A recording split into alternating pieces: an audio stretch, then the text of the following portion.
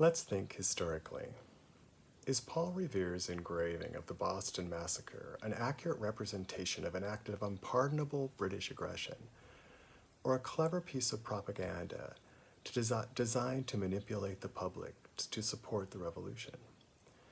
Was John Brown mentally ill, or an American patriot demanding that his country meet its stated values? Like many questions, historical and otherwise, to get an answer requires some good historical thinking. Historical thinking requires that we move beyond reading sources to evaluating them. We ask students not only to understand the evidence, but to critique it.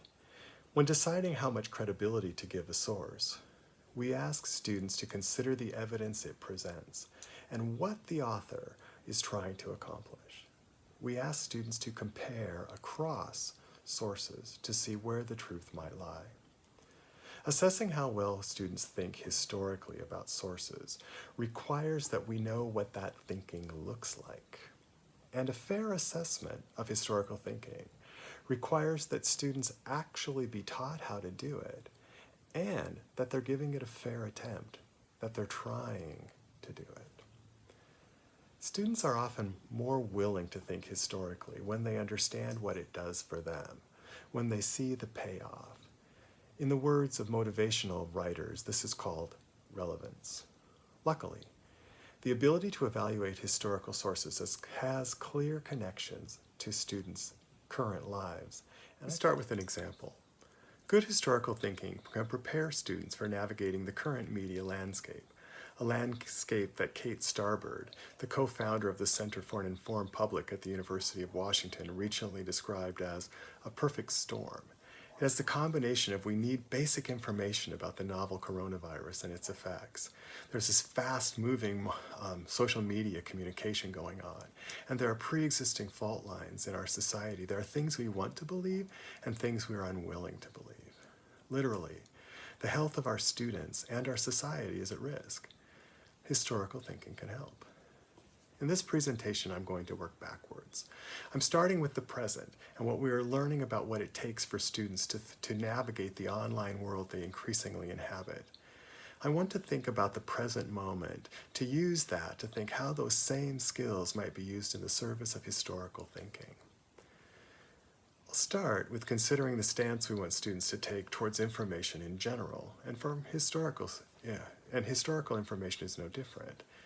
Then I'll introduce the idea of confirmation bias and how making students aware of confirmation bias can serve historical thinking. Finally, I'll introduce the civic online reasoning process created by the good folks at Stanford University and think about how civic online reasoning can serve students in a history class and in their lives in the 21st century. When reading historical sources, students often want to figure out which documents are telling the truth. In the search for the one right answer, they're often looking for documents that communicate facts rather than the ones that they see as simply expressing an opinion. This could be why documents that contain information, illustrations, photographs, or charts are seen as more credible and being less open to manipulation. They might look at Paul Revere's engraving and give it more credibility than it deserves and be unwilling to compare it with the transcripts of the British soldiers. I want students to understand that some facts are, in fact, better than others. And I want students to see that some opinions are more informed than others. And sometimes the opinions of a credible source might get more weight than facts from a source I don't necessarily trust. When determining which sources to trust, students often seek out pieces of inaccuracies. They look for something that isn't quite right, and then they're willing to dismiss the entire part of the source. I watch them say, well, this wasn't true, therefore I can't trust the source. I want students to understand that not all information is created equal. Some information is created to manipulate and to divide. Other information is simply mistakes made by someone who is actually seeking to inform, who is well-intentioned. I want students to ask why that source was written, what the intention was behind it. Intention is hard to figure out, but intention matters, and I want students to know that. Students might seek to locate bias in a source, and if they find it, they tend to dismiss that source. I want them to understand that bias, something that we might just as well call point of view, exists in all sources, that bias exists everywhere. However, it can cause them to say that no source can be trusted once they see that bias exists everywhere, and that too is dangerous. To counter this tendency to distrust everything, I try to communicate that bias isn't just something out there in sources. It exists within me. It exists within them. Rather than try to eliminate bias, we seek to help it to inform our judgments, to make our judgments better. In short, I find Paul Adams' metaphor of information pollution really helpful when helping students think about sources. Like pollution in the physical world, it's important to know that information pollution is there, but just the fact that it is there does not put us off from all sources. We have to be on the lookout, but we don't give up on sources just because things are biased. In the physical world, for example, we're on the lookout for dirty water. We shouldn't drink it. We don't want to wash in it, and there's all kinds of reasons to avoid it. There's things there we don't want to encounter. However, that doesn't put us off from drinking and using water at all. And it's similar from trusted sources. We trust sources that are trying to not deceive are sources that we might want to give more credibility than sources whose intent is to pollute the atmosphere. So let's think about the question of bias. Teaching students about confirmation bias can help them as they try to learn to evaluate sources. Confirmation bias is, again, borrowing from Paul Adams' words, the tendency to under-scrutinize, to look for reasons to accept claims and ideas with which we agree, and to over-scrutinize or look for reasons to dismiss claims and ideas that conflict with existing beliefs. Because people today and in the past are more willing to trust sources that confirm our beliefs, we can be subject to manipulation by those who would mislead us. When we understand this, when we understand confirmation bias, it can teach us, holds the possibility to teach us humility, a willingness to admit that we might be wrong, a willingness to note that we might not see everything, and that people in the past were also subject to this same confirmation bias. This attitude is key when helping people learn to think historically. Understanding confirmation bias can push us to try and understand our own biases and to put information that confirms to them to greater scrutiny. Seeing confirmation bias within ourselves can push us to explore and look beyond the obvious or common sense, and it can help us understand why people in the past had to deal with these same kinds of issues. Looking at times when people were manipulated through sources of the day can help us understand that misinformation and fake news aren't new phenomenon. And looking at what we can do to prevent being deceived in the present can help students think about the ways people might have been misled in the past. I'm taking the approach of starting with the present and making the leap to applying current techniques to the past. I'm doing this in the hopes of increasing the relevance of historical thinking skills surrounding the use of evaluating primary sources. Students typically spend a lot of time online, so I'm starting there.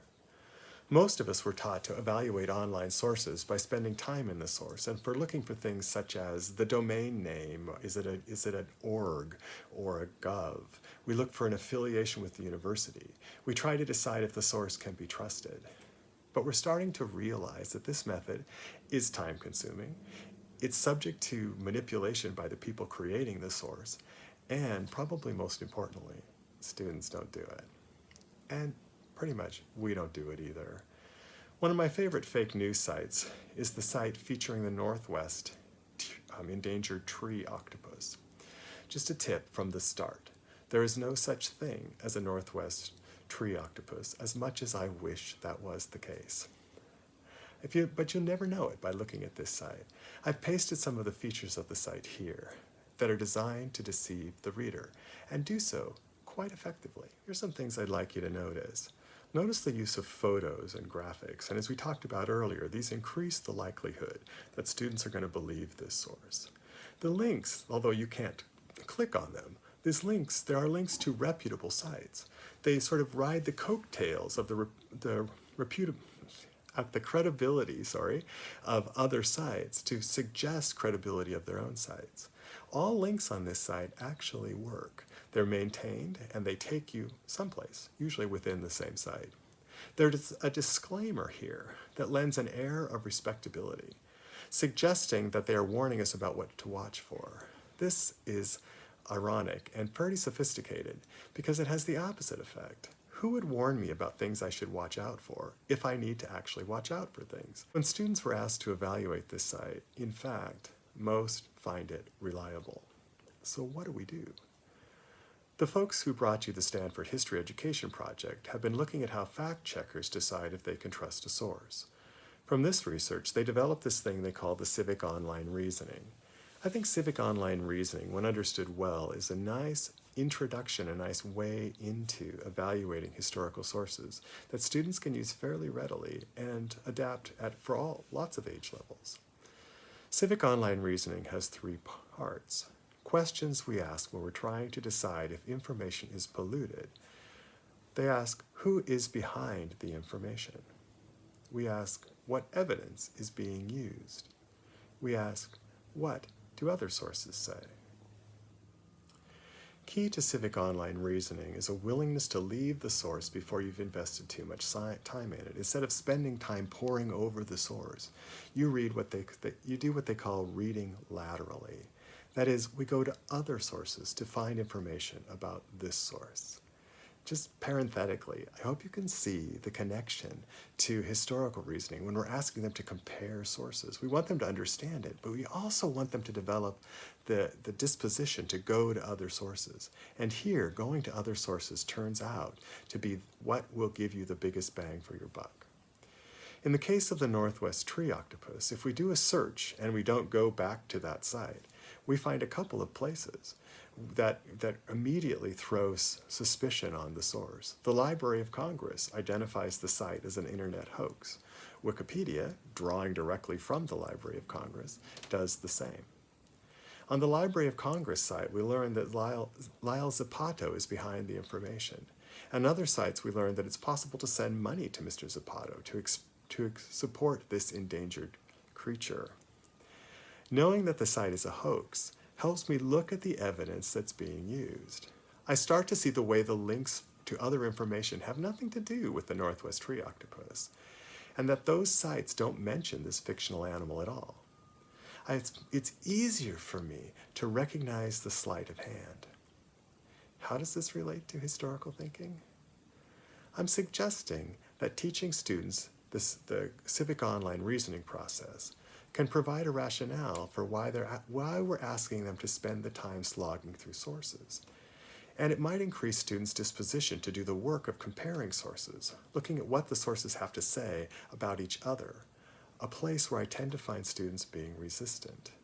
And when we can actually get them to do it, and we know what it is we're looking for, and we've taught them how to do it, it's easier to assess, and our assessments are more likely to have validity. And it can't hurt when they encounter social media claims that might put them and our society at risk.